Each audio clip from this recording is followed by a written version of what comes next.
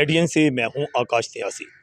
झेलम के इलाका में पुलिस मुकाबला हुआ जिसमें तहसील खारियां के रहायशी 2 मुलजमान पुलिस मुकाबला में मारे गए हैं। झेलम पुलिस के मुताबिक ANF के 3 एहलकारों को शहीद करने वाले खारियां के रहायशी 2 मुलजमान जो हैं वो मुकाबला में मारे गए।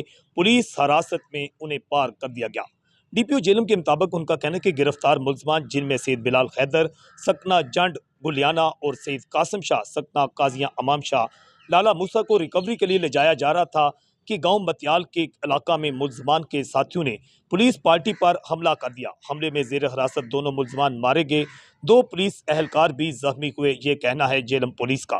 दोनों मुलजमान ने 1.5 माह कबल ताकब करने वाले ANF के 3 एहलकारों को डुमेली मोड़ पर फायरिंग करके शहीद किया था, जिन्हें पुलिस ने गवादर के रास्ते में ईरान फरार होते हुए गिरफ्तार कर लिया था। मुलजमान ने ANF टीम के 12 जून को तुर्की टूल प्लाजा के करीब फायरिंग की थी, जिसमें ANF के 2 एहलकार और 1 सिविलियन शहीद हो गया था। पुलिस ने गवादर फरार होने की कोशिश करने वाले मुलजमान को 23 जून को झेलम से गिरफ्तार कर लिया था। एडियन से मैं हूं आकाश त्यासी।